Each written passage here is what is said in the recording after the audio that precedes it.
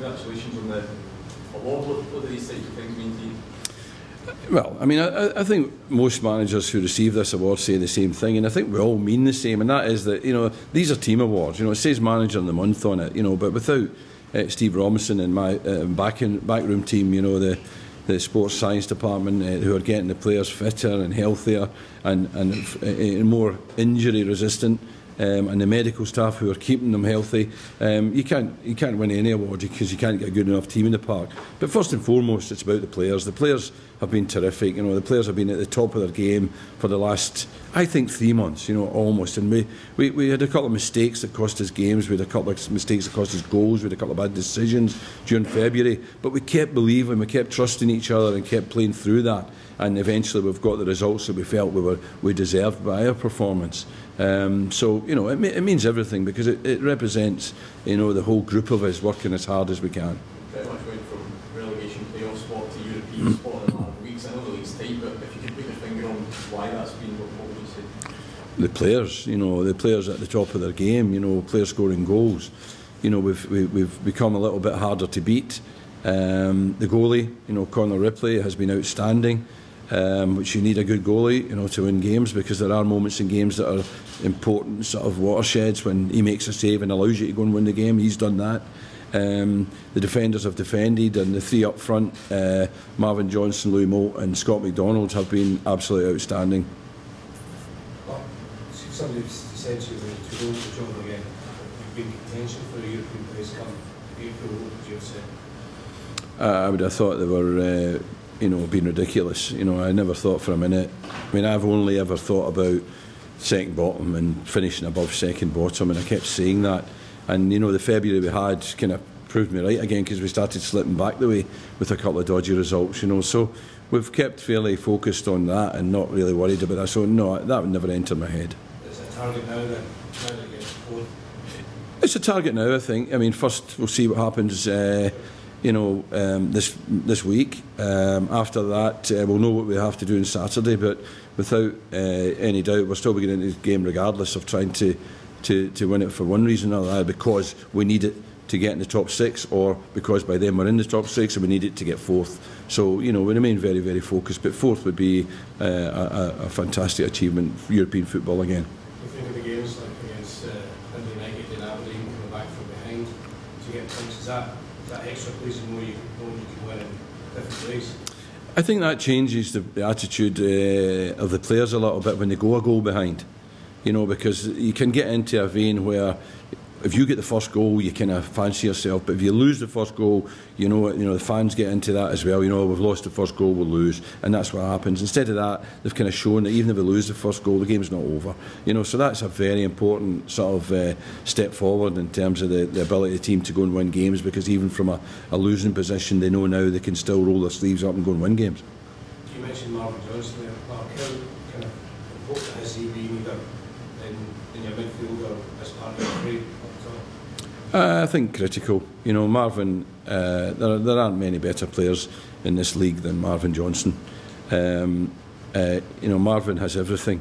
I'm astonished he's still here, to be honest. I thought someone would have snapped him away from him, you know, at Christmas.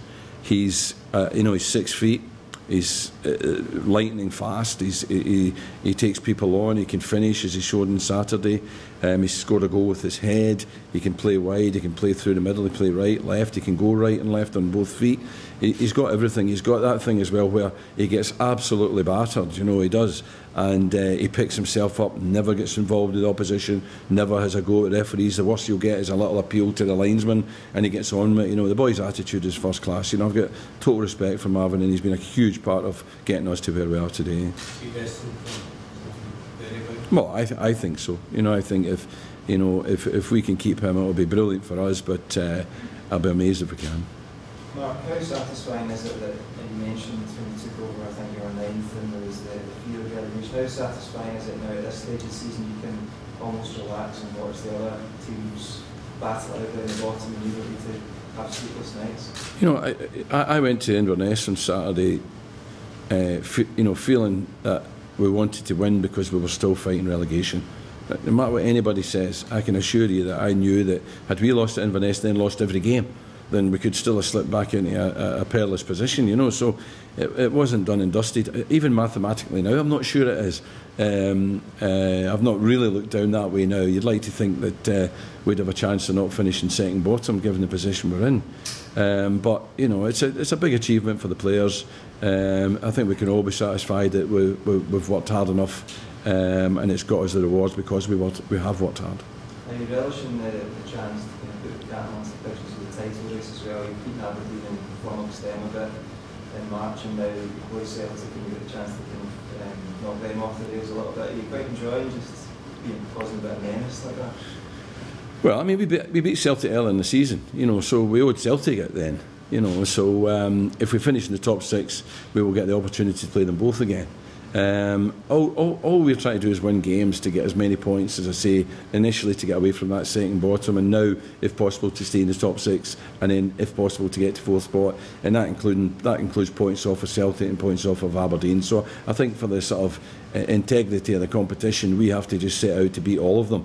And give it our best shot to beat all of them, and then no one can have any complaints. When Stuart McGhee was managing, he had some good league finishes. He used to always go on about how it's hard to keep that team together because, as you say, you've got players like Marvin Johnson who then attract attention. Is one of your main tasks going to try to be either to hold on to them or to work out who's going to replace these guys if you really do go? I think, you know, clubs like ourselves, most clubs in the SPL have to reassess every season. You know, because if you do produce a good player, people are going to want to take them.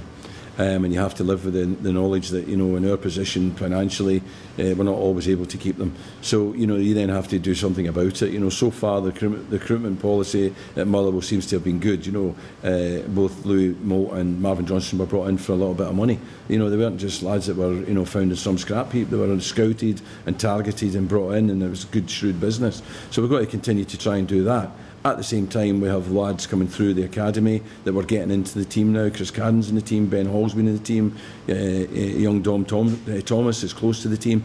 We've got to get these boys in the team to supplement, you know, all the other ways that we find players. But every team in the SPL, bar maybe Celtic, you know, who can go out and buy players, are in that position. They have to buy and sell and create ways of changing the squad and accept that sometimes they're going to lose their best players. That's the game we're in. And those people who you took over maybe continuing on with Scotland as well, would you say to them now, well, actually it's been a benefit because you've had those opportunities to go see the ideas there, come back to club football and go between the two setups? Yeah, I think it is. You know, to manage and to work at that level is a fantastic experience for me, and it definitely does allow me to bring things back. What I would say is, I did say after the game on Saturday, I felt that we had suffered a little bit in terms of our energy from the break, and that was really because they probably had too much time off. You know, so that is something I've learned. You know, so next time it won't be like that. Next time I'll be making sure that maybe we do something slightly different to make sure the players are managed properly. You know, when myself and Steve Robinson are both off in international duty. You know, but we got away with it on Saturday. But we'll try and ensure that next time we don't cause any problems. Go back to mid-February, you went to Canada, she was sitting bottom, and United probably thought we can close the gap now here and target them. What was your thinking going into that game? Were you concerned at that stage that you were going to be in a relegation battle for the rest of the season? I was absolutely concerned. You know, when we lost to Kilmarnock at home not that long ago, I thought, oh my God, you know, because up to that point we did a couple of difficult results, but we had played well enough. But in that game, we were really poor. And I knew at that point, if we stayed playing like that, we were in trouble, no doubt about it. We would be bottom by now had we played the way we played that day against Kilmarnock. But somehow we found another gear and we upped it from there. And maybe it was the Kilmarnock performance and the Kilmarnock result that did that galvanised it, because I was able to talk to the players about the reality of, relegation isn't just about the players, it's about the staff, it's about physios. We have 2 physios and you don't get 2 physios in the championship, and you don't have sports scientists and you don't necessarily have goalkeeping coaches, so it's about people's jobs, staying in the division, not just about players' contracts. And I think that they all they all heard that and they all recognised that, and I think they rolled their sleeves up and they worked for everyone as a group. And I think that, as much as anything, was the thing that's helped us realise the importance of staying in the division. You've been in a situation like that, and now obviously you've still got secure the top 6, but you do that this week. Does that give you an extra? You don't expect to be there, so you can enjoy it perhaps more than you might, and you just go and play without pressure in the last 5 games? You know what supporters are like? Supporters' expectations change, you know. We're fourth, and our supporters will expect us to finish fourth. You know, and if we don't finish fourth, they'll be asking why, sort of thing, you know. So, you know, you've got to reevaluate your expectations all the time. First and foremost, we want to be in the top 6, and we might have to beat Celtic on Saturday to make sure that is the case. If we do, then we'll give it our best shot. If we finish in the top 6, then our supporters will want us to finish fourth, and we will do our best to do that. That is the reality of the game. Supporters' expectations change with results.